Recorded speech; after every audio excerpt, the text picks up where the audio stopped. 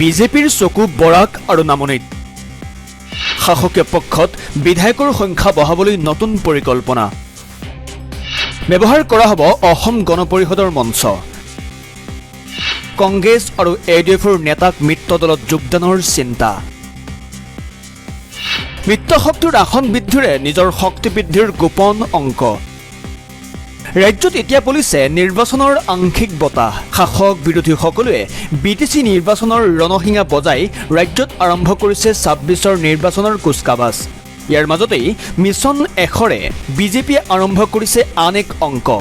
অংকমতে বৰাক আৰু নামনিত থকা সংখ্যালঘু সমষ্টিত চকু দিছে বিজেপিয়ে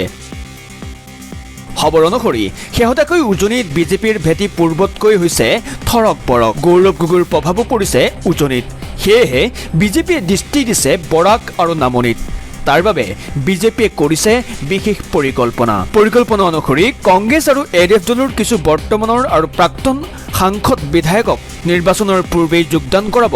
অসম গণ পৰিষদত যেহেতু বৰাক আৰু নামনিৰ সংখ্যালঘু সমষ্টিত পদুমৰ চিনত প্ৰাৰ্থী বিজয়ী হোৱাটো কঠিন সেয়েহে সেইসকল নেতাক অগপৰ টিকট দি বিধানসভালৈ নিৰ্বাচিত কৰাই অনাৰ পৰিকল্পনা কৰিছে বিজেপিৰ এই ফৰ্মুলা যদি সঠিক ৰূপত কাৰ্যকৰী হয় তেন্তে কিছু লাভ হ'ব অগপৰো অৰ্থাৎ নিৰ্বাচনত অধিক আসন দাবী কৰি অহা অগপৰ পূৰ্ণ হ'ব ইচ্ছা ইয়াৰ লগে লগে বিধানসভাত অগপৰ শাসন বৃদ্ধি পোৱাৰ লগতে শক্তি বৃদ্ধি পাব শাসক পক্ষৰ পিছে আগন্তুক সময়ত বিজেপিৰ এই পৰিকল্পনা অগপৰ নেতাকৰ্মীয়ে কেনেদৰে গ্ৰহণ কৰে সেয়াহে হ'ব লক্ষণীয় নিউজ ডেস্ক NZ নিউজ